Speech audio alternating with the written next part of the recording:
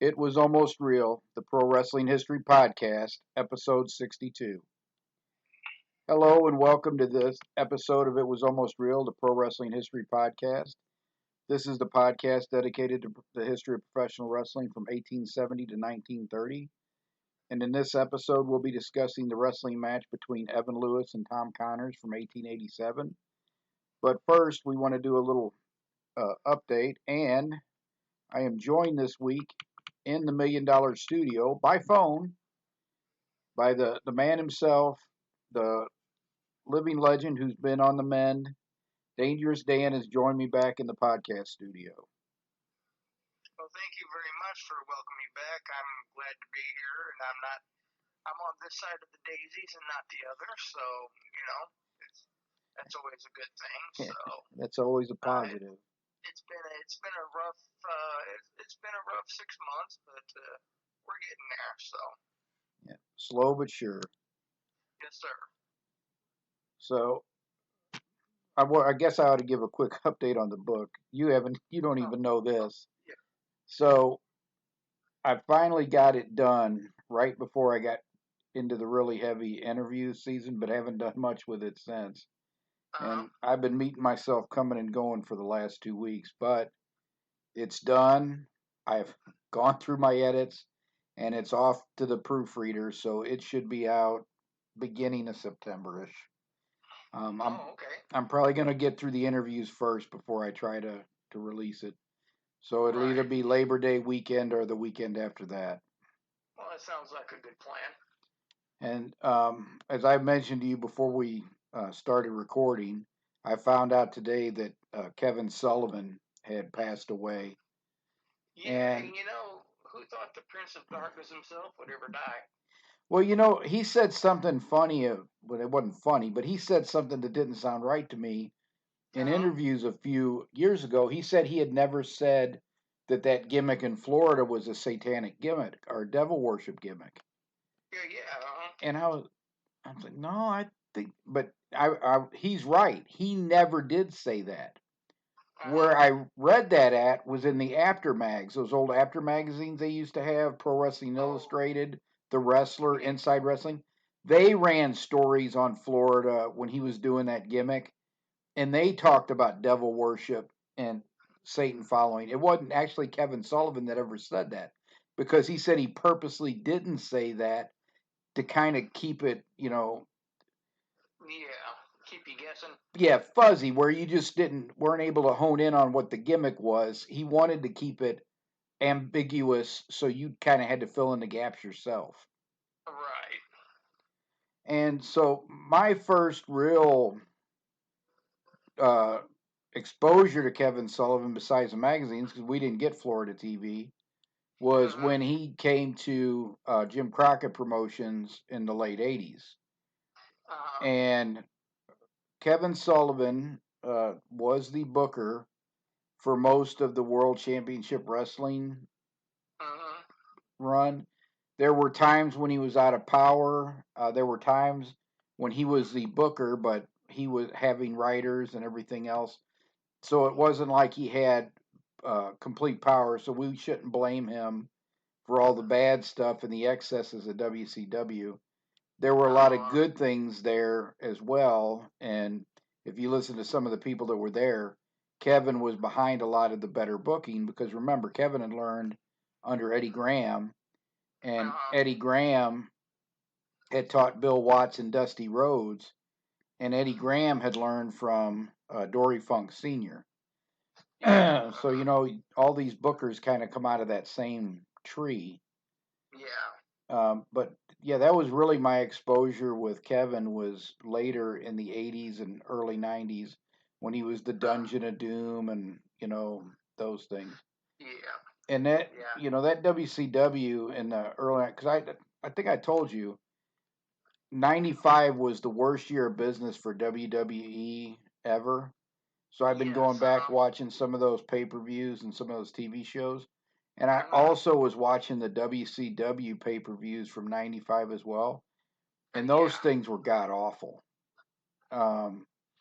That company would have went down quick if the outsiders hadn't chose to go to WCW in '96 and start that Monday Night War, that Uh-huh. that thing would have sunk like a rock. That was some of the worst professional wrestling you'll ever see in your life.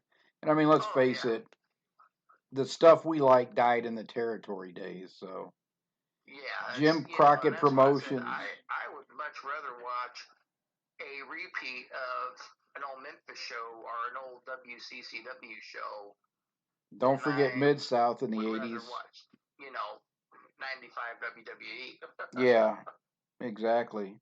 Yeah, I mean they had Brett. They had some things that I liked, but Yeah. the territory days when it died out, Jim Crockett Promotions was really the last one that Mm-hmm. had that style that I had grown up on, and even they were a little over the top compared to St. Louis.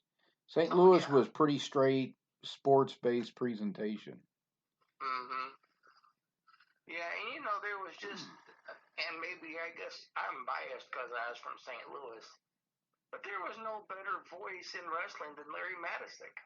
Yeah, You know? listening to him explain the matches and that, I think that's what Yeah. sparked my interest in going back and researching wrestling in these earlier times when it was supposed to be legitimate, is because I Mm-hmm. would listen to him talk about the early days of pro wrestling. He was Yeah. extremely knowledgeable about the history of the sport. Mm-hmm. And that was the voice of my childhood. That was before Jim Ross. It was before any of Yeah. the other announcers in the '80s and the '90s. Larry Mm-hmm. Matisick was the voice of wrestling for me growing up in St. Louis. Yeah. And for me, the person I remember from the '80s was not Jim Ross or any of those guys. It was actually Mean Gene Okerlund. Yeah, he really was the voice of the '80s for the WWE or Uh huh. WWF. Let's be uh, accurate here. It wasn't WWE until they lost the lawsuit, and I think it was Right. like 2000, Yeah. 2001. And they had been WWF in the '70s, Oh yeah. and I think they When changed. Vince Senior owned them. Yeah, and I think they changed to WWF in the early '80s, right before Vince took over. But yeah, Ah. Okay. the WWW or the WWF. Um, I said this on one of the solo episodes. You know how much I despise Hogan. I mean, you were there when I almost got us killed, calling him Yeah. bogus. You remember how that national expansion just took off, and I mean, with like 2 years, Vince had put everybody out of business except for Jim Crockett Promotions. Oh yeah. Uh-huh. But I said, despite how much I despise him, I don't think anybody else could have achieved what Vince wanted to achieve other than Hogan because he needed a comic book character to sell his comic book wrestling, and Hogan Mm-hmm. was the perfect guy for that. I don't think there was anybody else, that could have done that the way Hogan did, even though I don't No. like him, and you can't believe anything that comes out of his mouth. Right. Um, I think he was the right guy at the right time to accomplish what Vince wanted. Yeah. And like you said, I respect the man that did that, but I don't respect that man. I was going to say, let's not get too carried away. I, I, Right. I respect what he accomplished, I'm but gonna say I should say I respect what he did. yeah, you can't believe a word that comes out of his mouth. No, but I don't respect Vince McMahon one bit, and Oh I kind no. of wish that he would have failed. Yes, I do too because he killed the wrestling that I loved. Yeah, exactly. Vince successfully killed off, and it's his company. Yeah, it did great. It's $1 billion publicly traded company now, Hmm. watched by a much smaller audience than was watching wrestling in the '80s. Right. Because if Yeah. you put together all of the fans that were watching the television and going to the live events in all the towns around this country, Hmm. that is a very, very small group of people today watching in comparison to that group. You Oh had, yeah, absolutely. I think they were estimating at one time you had 20 million plus people that would watch wrestling or go to the shows on a weekly basis. Mhm. You don't have that kind of audience today. You know, WWE has the largest audience, and that's probably it's under 10 million. It's in the millions, but it's under 10 million. Mhm. And AEW's is around, I would say, 700,000 to 800,000. Yeah. They I might know pull in they 20,000 weren't even in the million casuals. yet. Yeah, when you had CM Punk, you could pull Mhm. in 200 to 400,000 either Punk fans or casual fans. But right now they got their pretty hardcore audience. But it's a much smaller group of people watching today than was watching back then. And I mean, it's hard to compare the two because it's a whole with MMA that would have changed how people saw the business. You know, with this Mhm. proliferation of streaming and all these other things, everything's so niche.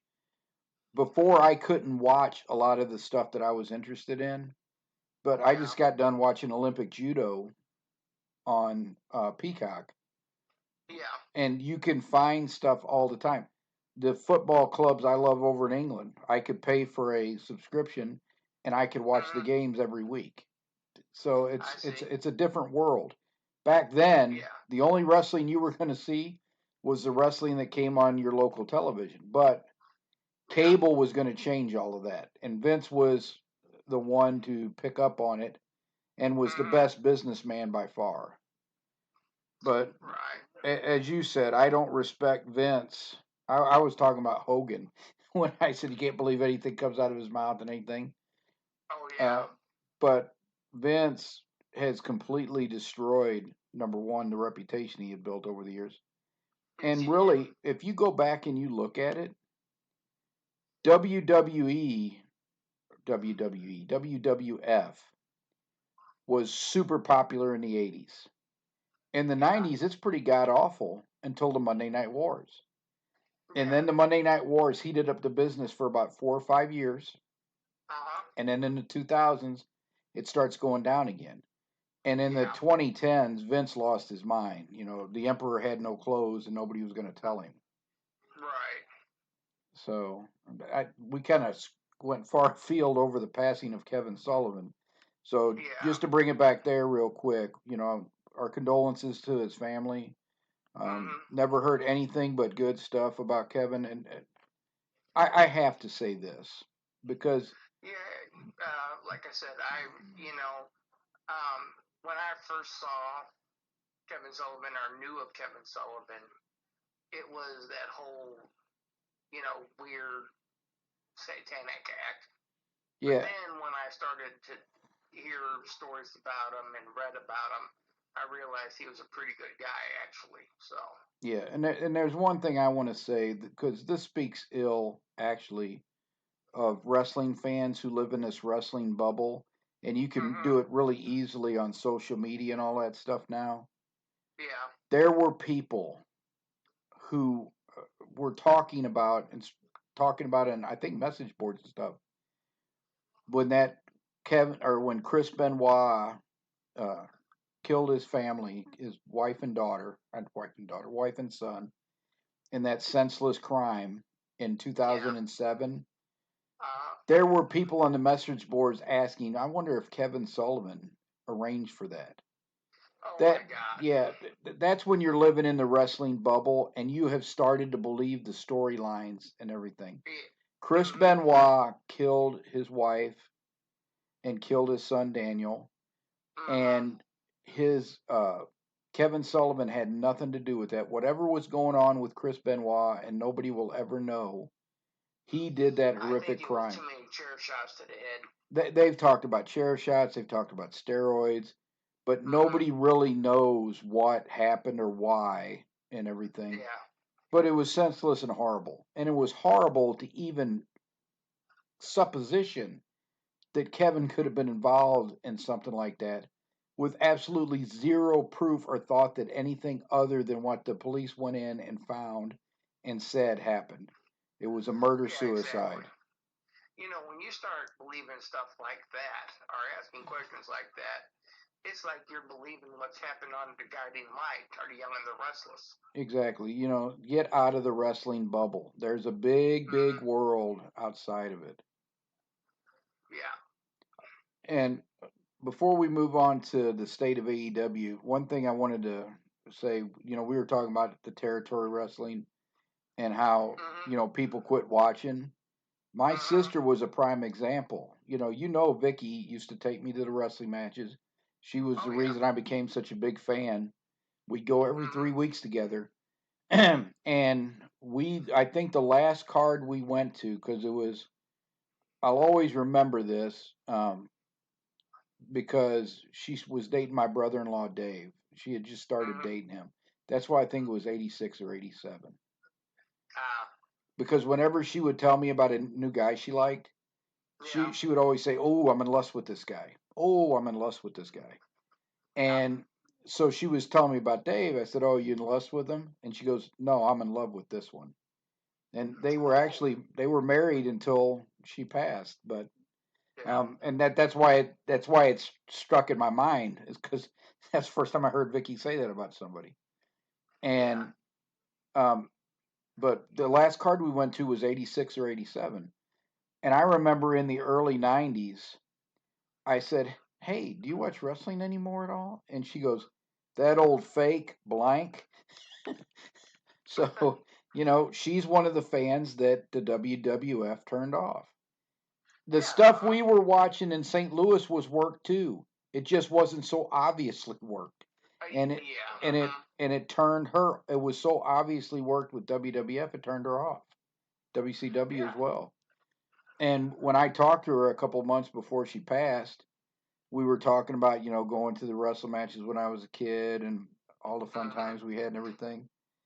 And she goes, something that was so important to me when you and I used to go, she said, by the time, we had quit going, she goes, I never watched it again. Yeah. And that's the way a lot of fans were. And that's why Mhm. it's such a niche market today. I've told you before, I wouldn't even watch today's product if we weren't doing this podcast, because I Right. had Yeah. tapped out on it in the late 2000s. And I think what Jim Cornette says is really true. You loved something so much when you were a kid, and Mhm. it's like you become in this abusive relationship. You need to get out. This is not healthy for you, but Mhm. it's something that you've always clung on to, so you stick with it a lot longer than you would stick with anything else. Yeah. And I quit watching all the time at around the Katie Vick thing. Oh yeah. That was the most And I'm tasteless thing I've ever Yeah, seen in my life. and I want to say that was around 2002, 2003. And Mhm. 2005, after I watched Ultimate Fighter, I was pretty much done with modern wrestling. And we got Yeah. rid of cable in 2009 or 2010.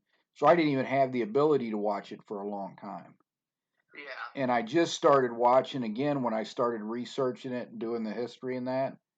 Yeah. But I was not watching regularly, and only watch semi regularly now. I skip a lot. I Yeah. tend to Well, watch I the haven't premium seen a live weekly events, show, don't and tend to watch the shows. yeah. Well, So, like I said, I haven't seen a weekly show in 6 months. yeah. And I'm sure you didn't really miss it. No, I didn't. I haven't. That's the thing about it. I'm sitting here going, man, it's been 6 months since I've been able to watch a regular TV show, Yeah. and I don't miss wrestling. Yeah. But if we were here, we could watch Memphis or Mid South, and we would find that Georgia, and we would find that Yeah. interesting. So we've really been avoiding this topic, but would you like to talk about the state of AEW? Um, it sucks. Tony I Khan I can't wasn't manage a I wasn't business. gonna go right for the jugular quite like that. Yeah. I mean, Tony Khan is not a good manager. I don't think he could You manage a know, stable full of cows, yeah, that's my much biggest less. my biggest Huh? criticism of AEW is the management. The way they Yeah. waste money, the way they don't try to be profitable, and they've got this rights fee deal coming up again for their television show. And Yeah. he keeps acting like, oh yeah, we're going to get this big raise, but there's reports out there that it's going to be for the same amount of money. And with their ratings and everything being the way they were, that would not surprise me. But Tony has said, no, it's going to be for a lot more money. So I want to see how much this deal is actually going to be worth, because he may not come out with it, but some intrepid reporter will get that information, and we will know about how much they're going to get and whether it's a increase or if it's just the status quo. And if he worked at it, he's got enough talent to have a show that people would want on their network. Oh yeah. But the way they're running it, so they did have a good show. A good show. It's nothing I would have wanted to watch. But 2 weeks ago, they had a show where the Young Bucks and Jack Perry and somebody else, they had one of the typical garbage matches that went like an hour, where they were settling their Team AEW versus teams or Team Elite, even though Team Elite is the vice presidents of AEW. Yeah. And they did all the kind of garbage stuff that I hate, but that show did not drop.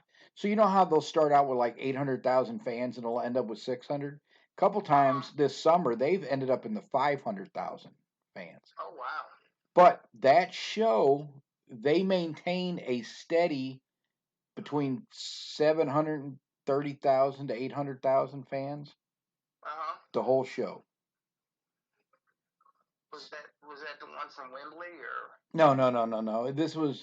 It was I forget where they were at, but it was just they had this. It was an hour-long match. They had the first hour, and then they had Team AEW versus Team Elite. They went over a few minutes, and they kept their audience, which is a good sign, because they've not been keeping that number. So if they could do 700,000 or 800,000, that's a good start. They need to cut a bunch of the talent. They need to, figure out who they're going to feature and who they're not going to feature, and then try to put on stuff that people are going to want to see. So the people like Will Ospreay. You can do some stuff with MJF. You can do something with some of these guys, but it's so cluttered up with the junk.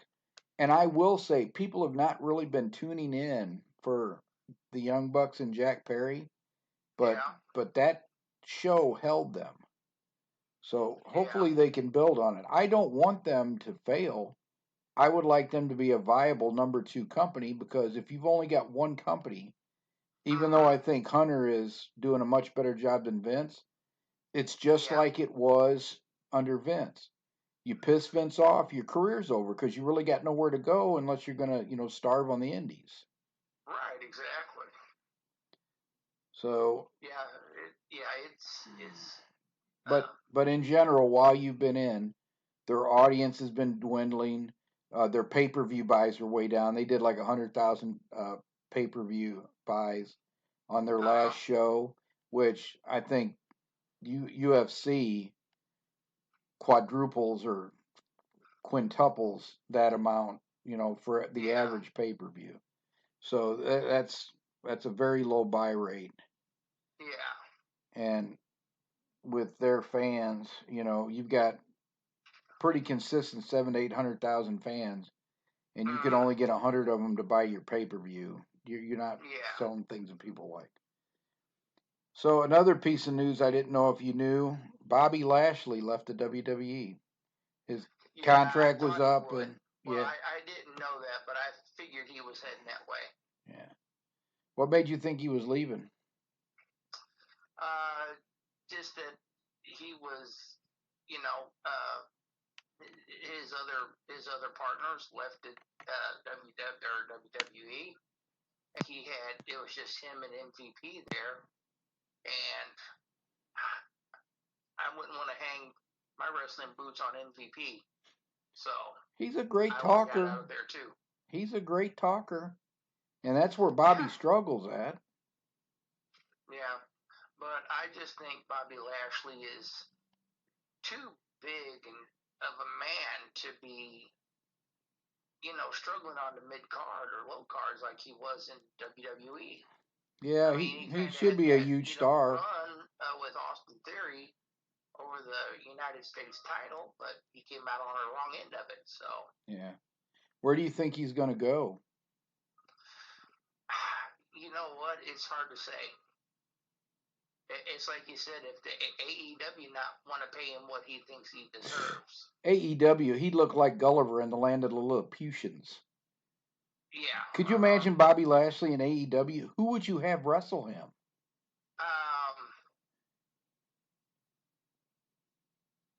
I can't think of a single person who would be credible against him. Else.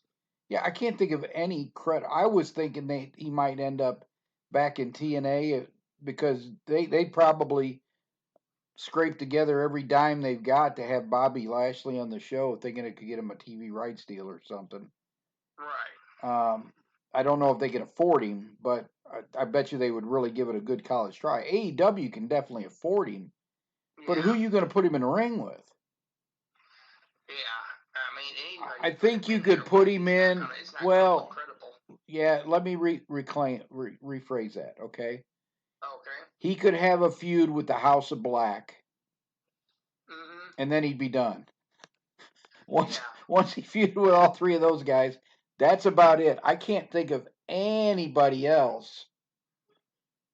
Yeah. Now, see, if the WWE would have been smart, they would have kept Bobby Lashley around and start him on a feud with one of their new big guys. Yeah. Like, Braun Breaker. Right. Like that he can lead him along, Yeah. And kind of teach him. And I mean, I'm sure, and Bobby Lashley's good enough that he would put those guys over. Yeah. Yeah. And make them look good when he was putting them over too. Yeah. Not doing boo-boo job face and all of that stuff.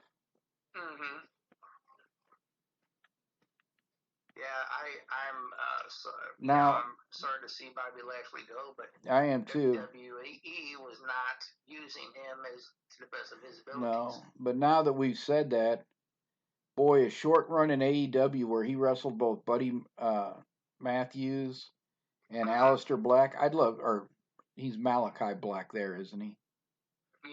Yeah. Yeah, I'm mixing their names. I would love to see him wrestle those two guys. Those matches would be outstanding. But then again, once you've wrestled those two guys, then who do you wrestle? You're going to put Bobby against... You're not going to put him in there with MJF. You're going to put Bobby in there with the Elite? No. He'll be standing in the ring. You ever seen where a big guy is standing there and some guy is trying to pry on his arm and move him and everything, and he's just sitting there looking disinterested? That's what you'd have with those guys. There we go. Okay, we're back. All right. I just have to remember where that... And you was asking me a question about Daniel Bryan, and then I know you had to stop. So what was the question? I'll go back and cut that piece out of it. So here's my $100,000 question for you. Mm-hmm. Will Bryan Danielson beat Swerve Squad? Swerve Squad. That's a new guy they got. He's like 4'2". No. Will Bryan Danielson, see how punchy I am? I need the weekend off. But will Bryan Danielson beat Swerve Strickland for the AEW World Championship and then retire? I don't think he should. I don't think he should. I'm just saying, do you think that's the way they're going to book it? But the way their booking goes and the way Tony Khan books stuff, he probably will win. I think I would bet a couple $100 that he's going to win.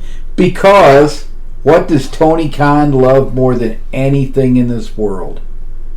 Well, apparently it's not money because he's been losing so much of it. Not definitely money. A tournament. Tony loves a tournament. Yes, I keep forgetting that he loves a tournament. So if he lets Bryan Danielson win, he gets to have his tournament. Uh-huh. All right. So you got anything else you want to cover before we jump into the main content? You know what? I just would like to say one piece that we never did cover, and that was sorry to hear several months ago about the passing of Ole Anderson. Oh, yeah. I can't remember if I'm sure I spoke about that on one of the solo episodes, but no.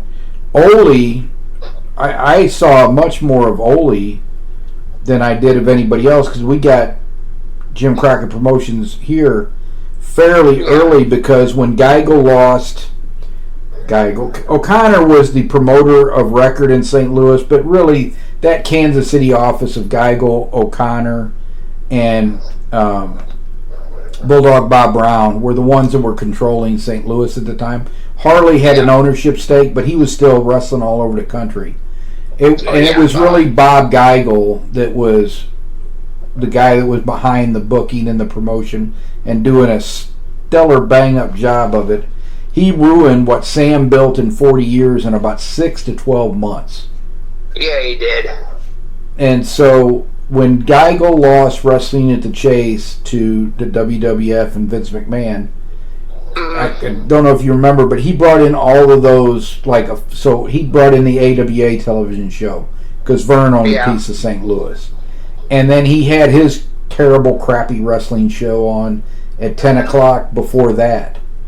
Yeah. And then we had World Class because he'd get the Von Erichs all the time. That was on Saturday or Sunday morning, and we had that for a few years.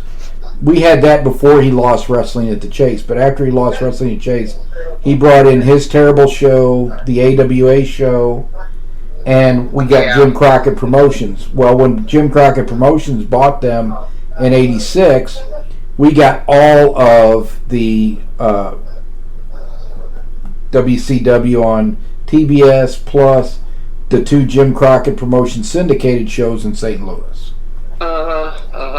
And so I saw Ole a lot. I mean, he was in the Four Horsemen.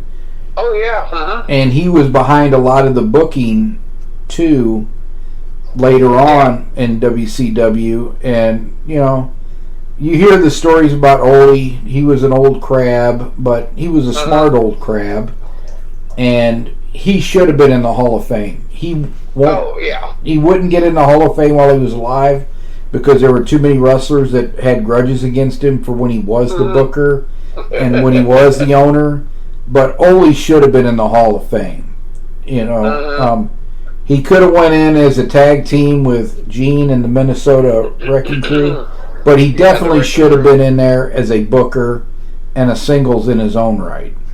Yeah, exactly. So, yep. So, and we wish condolences for both the families of Kevin Sullivan and Ole Anderson. The one thing I'll say about Ole's passing and Kevin's passing, they were in their 70s and 80s. Yeah. They lived full, pretty happy from what you hear, but they lived full lives. It's not like they died in their 30s like so many of the wrestlers had in the 90s and 2000s. Yeah. I'm glad they got a nice long life, and our best wishes for their family. We hope that your suffering is brief and you remember all the good times. Exactly. So let's jump into the main content before I start really powering down here. Okay. So I don't think I'd ever told you this story before. I was just reminded of it the other day. And this is not a double cross, but thinking about double crosses made me think about this. So for a double cross to succeed, before I jump into the historical content, you'll see why I went around my elbow to get to my wrist. Okay. When you think about double crosses, there's only 2 ways to pull off a double cross. One, you have to be able to beat legitimately the person you're double crossing. Yeah. Or you have to fix the referee. Right. So because the last double cross was actually the Montreal Screwjob in 1997, and there was no way Shawn Michaels could shoot on Bret Hart because Bret Hart would have beat the crap out of him. Right. So they fixed the referee. Earl Hebner rang the bell as soon as Shawn put him in the sharpshooter. So yeah, because it's they've played several tapes that showed that Brett never tapped out to it. Right. So the referee is critical in the double cross, but a referee is also critical. So a referee is also important in a legitimate era because it keeps everything on the up and up. And they're critical for making the call on when a fall occurs because there were still people gambling on the outcome of these matches and everything. Yeah. So this is an example of horrific refereeing. Okay. So on Monday, June 13th, 1887, the current American heavyweight wrestling champion, Evan Strangler Lewis, who we've talked about on the podcast a number of times, wrestled an English catch wrestler by the name of Tom Connors at the Grand Central Rink in Pittsburgh, Pennsylvania. So Connors was a very skilled catch wrestler, but he was on the smaller side, 150, 160 pounds, compared to Lewis's 180. Oh, wow. Okay, yeah. And so 3,000 fans filled the rink to watch this highly anticipated match because people knew how good of a shooter and hooker that Connors was. He was on the level of Lewis in that aspect. And, of course, the fans cheered Connors. Lewis entered to a chorus of boos. He had been getting booed ever since he almost killed Sorikichi Matsuda in Chicago in 1886. But Lewis was used to it and didn't really care. He just kind of smirked as he walked to the ring, and everybody was booing him. Now, when Lewis smirked, it was always good to be on your toes because when he smirked, you might be going to get hurt. So, because he had a horrible temper and a vicious mean streak. So, the referee, who we will talk about later, Mr. Fred Goodwin, starts the match. The men tie up, and they try executing a few throws at the same time, but they just kind of fall down and scramble back to their feet. Connors, after he jumps to his feet, runs at Lewis and butts Lewis right under the eye with his head. Oh. And the obvious foul stunned Lewis for a second. He was stunned, number one, that he got headbutted, and then he was also stunned that this guy was fouling him. Because most people weren't stupid enough to make Lewis mad. Because Lewis hurt people with submission holds. He didn't normally do a whole lot of the dirty tactics like headbutting, palm striking, and that. If you made him mad, he just broke something. He would put a hold on you. He was an extremely effective hooker. He could put hooks or submission holds on very quickly. And so Connor headbutts him 2 more times. And Lewis has had enough. Lewis headbutts Connor back, and as Connor steps back, Lewis grabs him in the stranglehold, which is a version of today's guillotine choke. It's not the Mataleon or the rear naked choke or the sleeper hold in wrestling. It's the front choke, front face lock, guillotine choke. And he is squeezing to try to pop Tom Connor's head off his shoulder. And Connor's getting ready to tap when all of a sudden his brother jumps into the ring, punches Lewis, and then pries Lewis off his brother. Now, the stranglehold was legal in this match, but his brother had protested before the match to Goodwin that he didn't think it was a fair hold, but Goodwin said, no, it's a fair hold, and you guys did not ask for it to be banned, so it's allowed. So, Lewis's corner, of course, they jump up, they're screaming, what the heck, he can't be doing that. And they're getting ready, Lewis is getting ready to go attack Connor's brother when his seconds are restraining him and telling the ref, you need to disqualify him. But unbelievably, Goodwin did not award a fall for the blatant interference. He didn't even make Connor's brother leave ringside. He just said, there's no foul or fall. I need an intermission to restore order. And so they left for an 18-minute break. No fall. They come back after 18 minutes, and they start again, and Connors immediately headbutts Lewis. Godwin says, if you do not stop butting, I'm going to disqualify you. And Connor immediately butts Lewis again, so Goodwin disqualified him for the first fall. Lewis won the first fall. Uh-huh. They come back together after a 10-minute intermission for the second fall, and Connor scores a fall with a quick foot sweep. It took Lewis completely by surprise, and it happened so quick he couldn't turn out of the fall. Oh, okay. So they're tied one fall apiece, and they're getting ready to start the third fall. So Lewis is proceeding a little bit more carefully this time because he don't want to get something really quick, because Connor, he knows, is fast. So he wrestles defensively for about 18 minutes before he gets another stranglehold on Connors. And it looks like Connors is going to tap out again when, guess what happens? His brother jumps in the ring. His brother jumps in the ring again and pulls Lewis off Connors. And in the best of times, Lewis had a volatile temper. He was going to fight 6 Buffalo police officers in the ring one night when they jumped in because he was choking one of the wrestlers with the point of his elbow after they banned the stranglehold mid-match.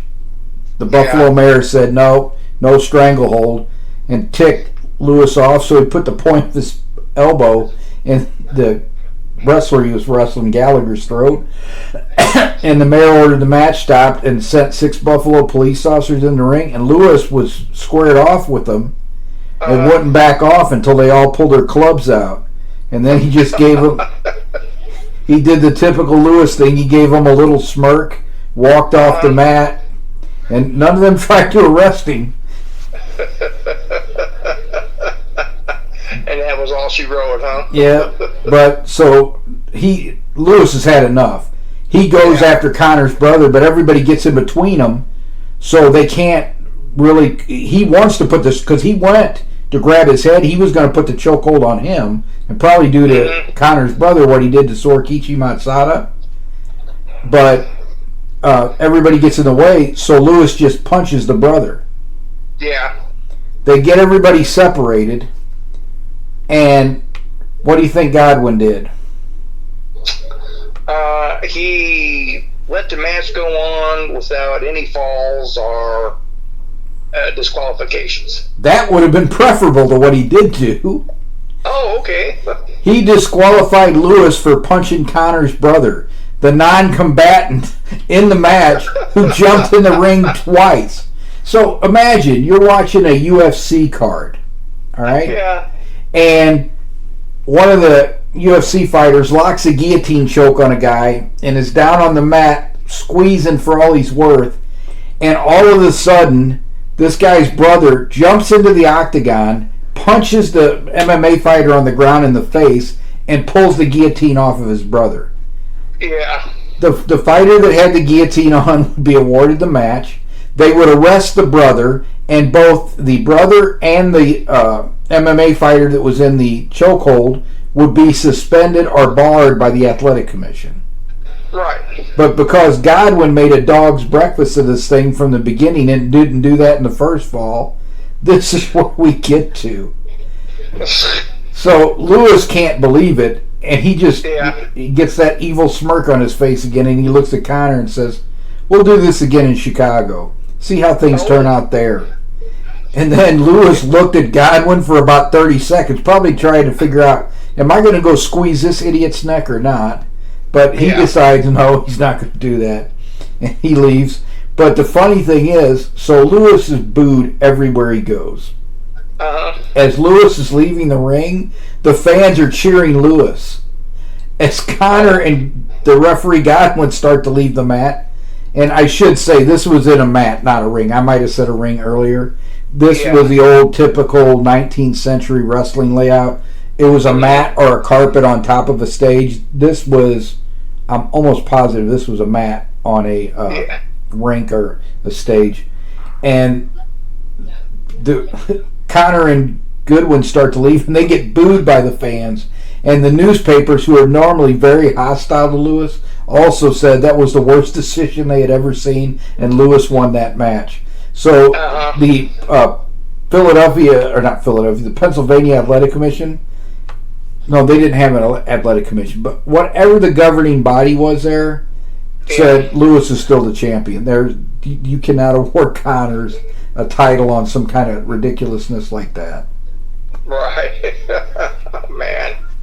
So that is one of the more egregious referees' decisions I've ever seen, and this was a legitimate contest. So Yeah. he made a big dog's That's breakfast out of almost as that. bad as Danny Davis. Yeah. Well, he's lucky. They only booed him. There have been many times after legit or double crosses where the fans were enraged and thought they had been ripped off. So, like the second Gotch Hackenschmidt match, Hackenschmidt rolled to his back for the second fall to end the match because he didn't want Gotch to break his leg with the toe hold. He asked him, "Don't break my leg, please." But he said, "Please don't break my leg." And Gotch was working on toe hold, kind of snarled at him and said, "What'd you say?" He said, "Please don't break my leg." Yeah. And Gotch looked at him and said, "There'll have to be a fall." And Hackenschmidt rolled over to his back to give the fall so he wouldn't crank it to toe hold. Well, the fans saw that, saw Gotch and Hackenschmidt talking, and then saw Gotch flip to, or not Gotch, but saw Hackenschmidt flip to his back, and thought they had been worked, thought they were cooperating with each other, and it was a fake wrestling match.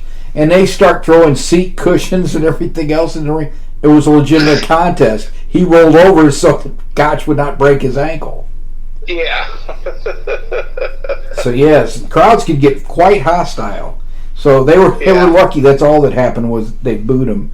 And Goodwin is very lucky that Lewis didn't go over there and put the guillotine on him because I'm sure he was thinking about it. Yeah. So for the review this week, what I was going to do was talk about the match between Dick the Bruiser and Bob Orton Sr. from the 1950s in Chicago. Yeah. These guys were both heels, but Dick the Bruiser was such a heel that the fans actually cheered for Bob Orton Sr. Oh God. However, you haven't seen the match yet, and I am getting a little woozy here. So I did see SummerSlam. And so as we thought, spoiler alert, if anybody's listening and hasn't seen the show and doesn't want to know what the results of the match are, take off now and we'll see you in 2 weeks. Right. But I'm going to give Dan the Reader's Digest version of the card, so we want you to be forewarned about that. So Gunther beat Priest like we thought he would, with interference from Finn Balor. Basically, Rhea and Damien both lost, and had their back turned on them by the Judgment Day. So Dominic betrayed Rhea, as we thought he would, to set up nuclear heat with him and Liv. And then Finn Balor double-crossed Damian Priest and cost him the title. Yeah. LA Knight did take the title from Logan Paul. And I'll tell you what, that Logan Paul is much better than he has a right to be. Oh, really? Yeah, he's a very good wrestler. Oh, okay. And then, so I thought he was a big goof. Well, he's that too. But I mean, he's a big goof that's a pretty good wrestler. Oh, okay. And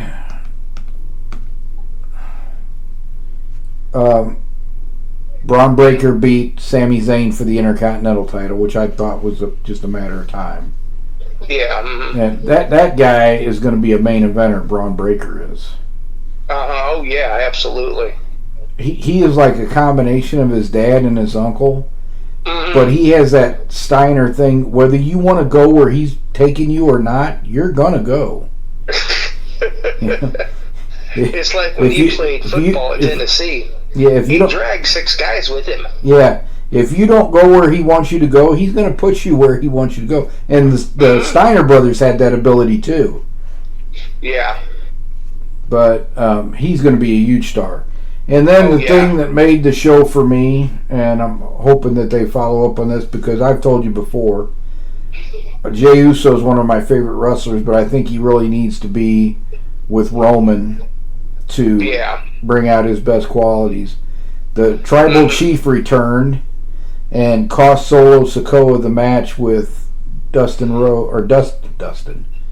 Dustin and Dusty, the late Dusty Rhodes and Dustin Rhodes, showed up at a WWE event that they were not contracted at.